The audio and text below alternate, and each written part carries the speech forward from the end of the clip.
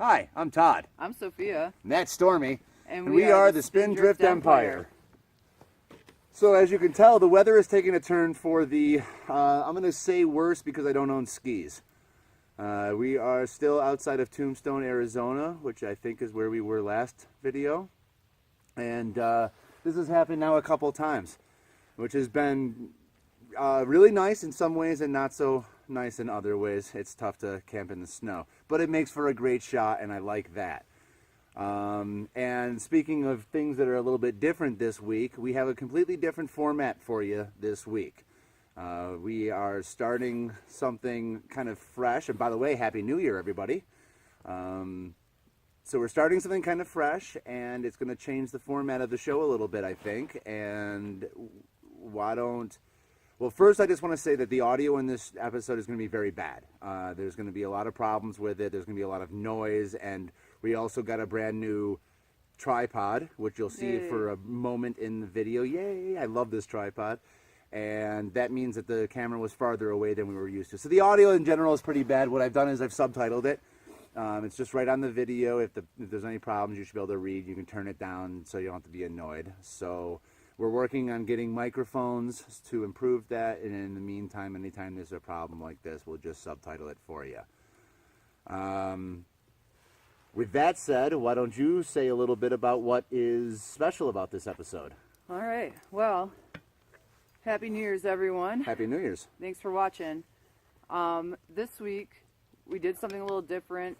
We were feeling a little bummed out around the holidays and wanted to do something nice, and always fantasizing about having a second dog. I was checking some stuff in the local news around here, and I saw an ad for the Tombstone Animal Shelter, desperately in need of volunteers to assist with large dog breeds and getting them out for walks and playtime and stuff like that. So we spent this last week down there, and we're going to show you a video a little bit about that. And I just want to mention also that Stormy here is a shelter dog.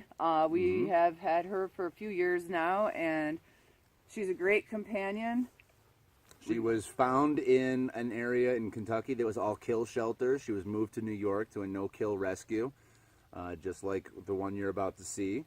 And we are tickled pink with her. She's a great dog. There's been challenges. There's always challenges with a rescue dog that you don't know the full history of, but in my mind, it's absolutely worth it. So, was there anything else we needed to cover? The bad audio, and we wanted to cover the fact that, so there's going to be it basically is going to be an interview and a tour of an animal shelter, and check the description for any, I already talk about all of this. I think we should just cut out that last part. I think we should. Okay. Okay, we'll just cut that out. Yeah, because I kind of left it at a finish where I... Yep. Why don't you go ahead and introduce yourself? Hi, my name is Ashley, and I'm a volunteer up here at the Tombstone Animal Shelter. Okay. So by this point in the video, we've already done our little talk kind of explaining how we've ended up here. So we just had a few questions. One of the first ones that I had, as the sign, which should be in shot, mentions this is a non-for-profit and no-kill shelter. So what are some of the unique challenges that a shelter faces when it's a no-kill shelter? Well, they always get full very fast. A lot of times people want to make sure that the animals end up here because they know that they don't get put down. So there's overcrowding for sure. Okay. And what are some ways that people can volunteer, say they don't want direct animal contact, so they're afraid of dogs or they're allergic to cats? What are some things that people can do? Well, everybody can do something. We always need help running social media pages. A lot of rescues do that. You can sit at home on your computer and just upload stuff to social media, update our pages. You can help answer emails. You can help fundraise. That's a big thing. Do the shopping. There's people here at this rescue, since they have a facility where a lot of rescues don't. They're just foster based. We have people here that go do the shopping. They go to the store, they pick up what we need, they drop it off, stuff like that. There's always something you can do. Cool. It's a lot more options than I realized. You know, I always thought it had to be cleaning kennels or, you know, walking dogs or feeding, but it's nice to know that there's a whole slew of things that you could do and not even have to come. You know, you could just remotely. Yeah. So that's awesome. I think a lot of people are scared of the idea of an obligation or adding something more into their busy schedule, and this is nice to know that there's options that kind of work with that, Yeah. and that you can do when you're just sitting around at night after dinner or whatever. So that's cool. Yeah, that's awesome. So one of the questions I had, this is a small town, it's remote. I know that there's a lot of tourists that come through, and there's a lot of people who come for the winter time and snowbird, and they leave in the spring and the summer. Do you find that it's harder to get people in to volunteer in a place that's you know, tourist based, or that people don't call their year-round home? I mean, it's got its challenges because you're living in a remote place versus a bigger, busier city where there's just lots of people. So there is lack of volunteers at times. Okay, cool. So I guess with that in mind, like, we were passing through for a couple weeks, and we saw a call for help for volunteers, and that's what brought us to your door. And it's awesome to find out that there's a lot of different little things you can do to help out. So, like, what can we do to help bring volunteers in, do you think? I think a lot of people they're leery of shelters because they think that they're all bad. So just by spreading the word that they're not all bad, they're not all a bad place to be. Mm-hmm. You know, there's different kinds of shelters, and if they can just give it a try and see what they think, and if you don't like one, try another. You know, don't give up. A lot of people are afraid that they're going to come in and they're just going to see dogs crying and everybody's sad, and it's really not like that. It didn't seem that way, no. And I had a bunch of puppies look in my face. No, everybody's happy here. They're taken care of. So just give it a try and see what you can do. You'd be really surprised. Awesome. So my last question is there, like, too little of an amount you can do? Like, you know, we were in town for a few days and we had a couple hours a day to come down. Like, you know, I feel like some people might think that they have to be able to commit to, like, once a week or every other weekend, and maybe that's a reason why they don't. What's your take on that? Well, again, it's like each shelter, each organization has their own rules, and some of them do want a commitment, but others, they're very open and flexible. I mean, I personally think it's all about being flexible, and it's all about communicating. When you have volunteers, people are volunteering their time for free, so it's really important to work with them. So, like, up here, I mean, all you have to do really is just fill out the liability form and let us know when you can do it, and we'll let you know when somebody's here, and you can just come on in. Awesome. That's awesome. Thank you so much for letting us ask you a few questions. Yeah, I really do appreciate it. You're our first interview. Yeah. So that's cool.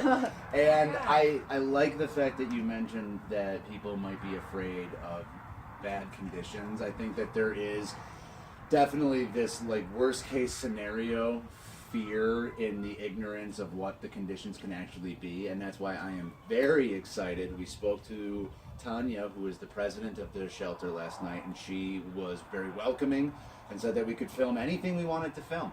So we're going to take this opportunity to take you guys through the shelter, and you can see the conditions and see that it is actually a really great facility, even though it's not even 150 feet square. Yeah. So it's amazing what can be done in a little space. So I am going to leave the shot. I'm going to pick up the camera, and we're just going to roll. Okay. Yeah, I'll start right here with this storage shed, if you want. We actually have two. There's one outside the yard, and then there's one inside the play yard. The one that is outside the yard is just like extra supplies of stuff that we don't really use very often. But it's like our backup supplies. That's what you'll find in there. In here is where we keep a lot of the supplies that we use every day or every weekend. You know, there is electricity in the shed, so that's cool. That's very nice. This is where we keep our cleaning supplies. We keep the kennels. We have pools because even though it's only like 30 degrees right now, we live in the desert. In the summertime, it gets hot, so we make sure that they have pools. The kennels That's are for awesome. adoption events. All of these garbage cans are labeled. We have thick blankets that we use for their bedding. These are all clean. They're just ready to go. This is where we store them. But these are all clean, heavy blankets that we use to make beds out of. Then we cover them with a flat sheet. So that way we can, if they make a mess, hopefully it cuts down on doing the laundry. If it doesn't soak through, but if it does, then we do laundry. Yeah, that's a great So idea. it's fine. I see you have a. We have this is a washer, I believe. No, dryer. We have one dryer up here, Mm-hmm. and then we have a microwave because sometimes if they have to have special food, or Oh, okay, cool. you know, some of them are a little more spoiled than others. They need their food warmed up. That's out here too. Nice. So the toys and all the extra stuff's out here. I'm gonna grab that light. Okay.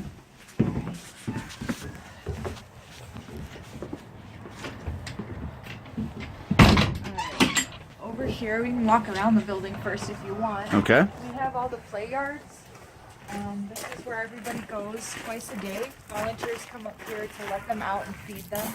Every play yard is numbered, and then they have their names on it, so we know that this is a play yard that's in use. In the summertime, they all have trees, so there's a lot of leaves. They get shade, so they're not burning up and they're not hot. Nobody's left unattended, so when the dogs are out, there's somebody here. Okay, great. There's dog houses for shelter too, but we put the pools out. Everyone's got a water bowl. We usually change those every day to keep them fresh. Put rocks in them, Okay. sticks, leaves, whatever. But we got hoses, stuff that we use to clean the kennels. We put right here, like the squeegee to get the extra water out, the hoses to clean them out. All nicely organized. They must. There's even benches, and the benches was something that we did get a grant for, so that we get some elderly people too who they can't really walk big dogs, or they can't walk very long, or people who might be a little disabled just to where they physically can't, and that's fine. They still want to help. They still want to do something. So when I'm up here, I'm like, the more the merrier. Come on up, walk dogs, play with dogs. That would be great. Everyone's got a separate play yard, and there's toys, so they can just play ball in the yard. You can sit on a bench and read a book to them if you want. I like they that. enjoy being talked to. They really do. So we have that. These doors we just got this year. These are roller doors, and for when it's like bitter cold, like it is now, or it's really windy, it's just uncomfortable outside. We keep the roller doors down, so that way it keeps the cold out. It keeps the heat in, or it keeps the rattlesnakes out. Should we ever get them. Yeah. I didn't even think about the fact that the You critters do are get gonna vermin. come. Water and You food, get right? vermin up here, but I can show you. You can say hi real quick. We got Hannah Lee and then Gianna, who just came in today. Hi, Gianna. Husky mix. Hey Gianna, say hi. Hi, girl. And we keep all the doors locked, so that way, nobody can get them. Nobody needs to Sure. steal them. Alright, see you guys later. I just took Hannah Lee for a walk. She must be napping. Yeah. Yeah, she's tired. So, back here is our laundry room. We've got 2 washers in here and 1 dryer. Oh wow. This is where we do the laundry if you want to take a little look. And it's not super big, but we're not a huge shelter, but we work with what we got.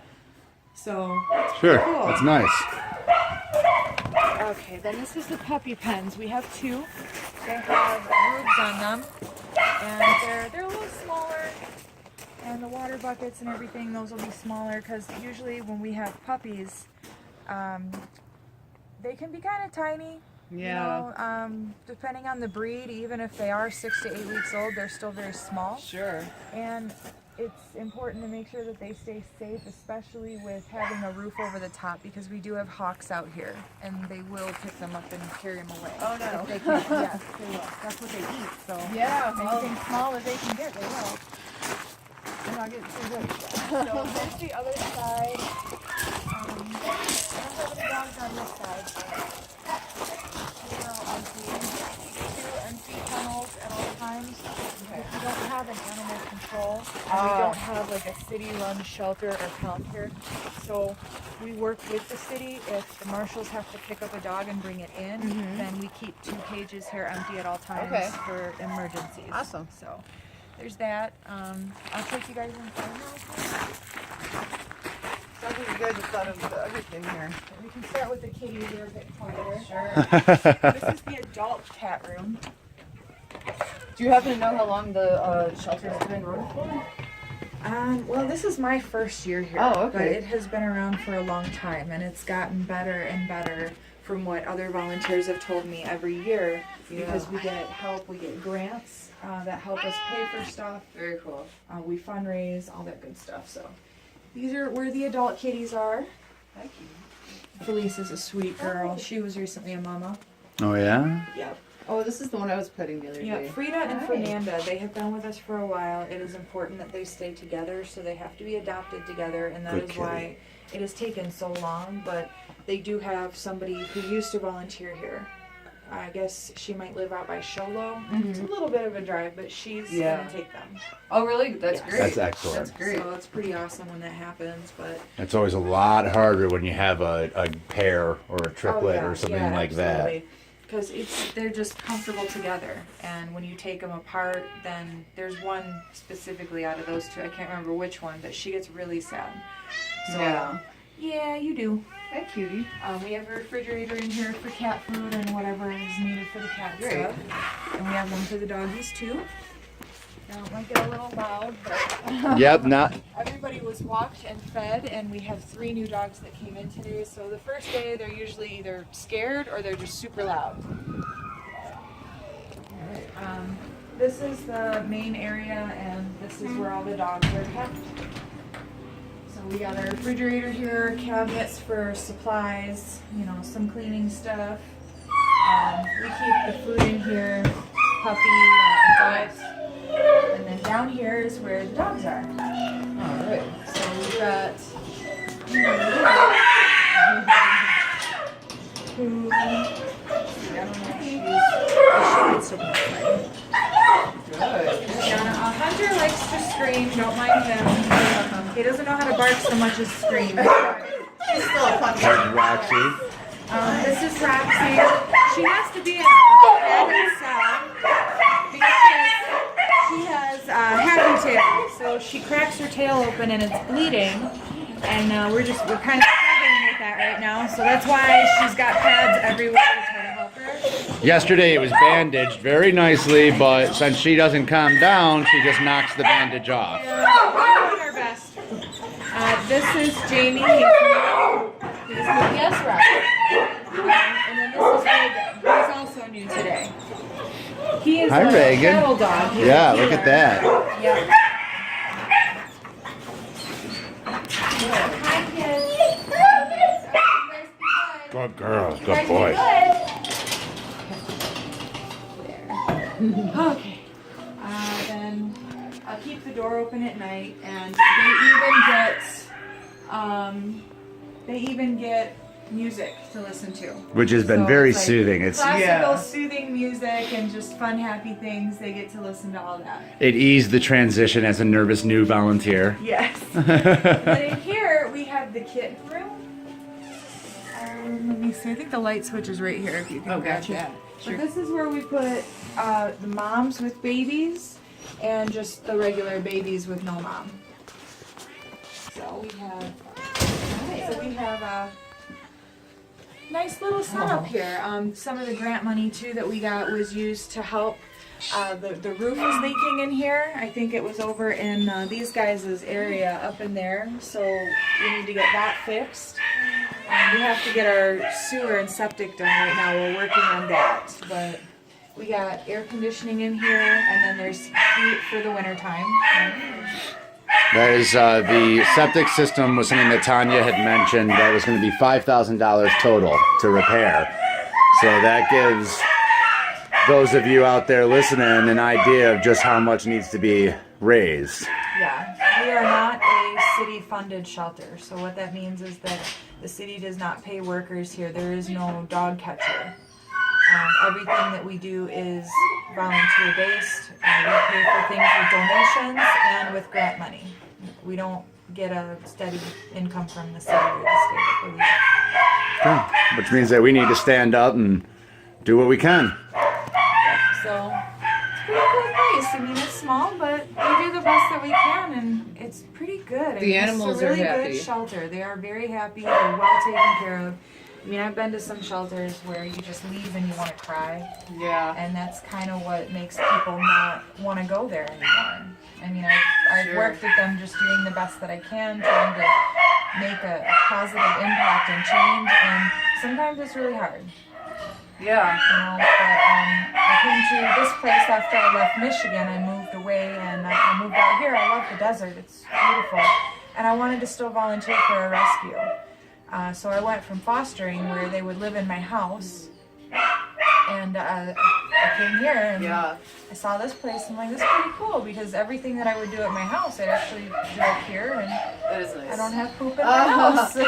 How many years have you been doing this sort of work between fostering and volunteering? 10 steady years, but in the long term, probably about 15.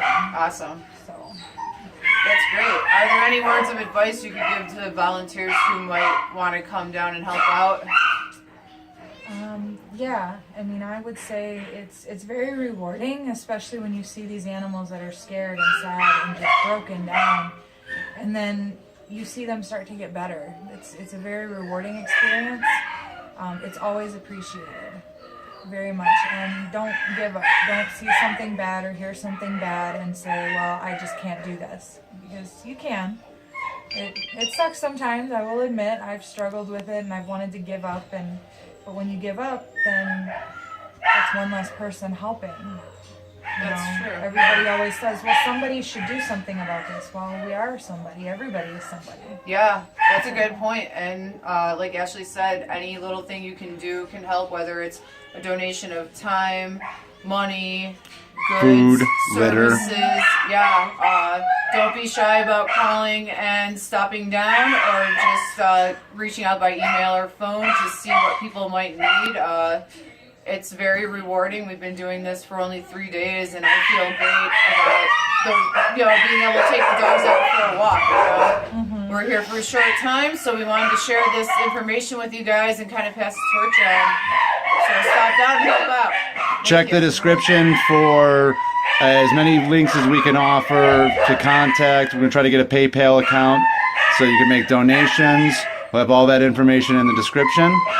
And thanks for watching. Oh, and please don't forget to like, comment, and subscribe.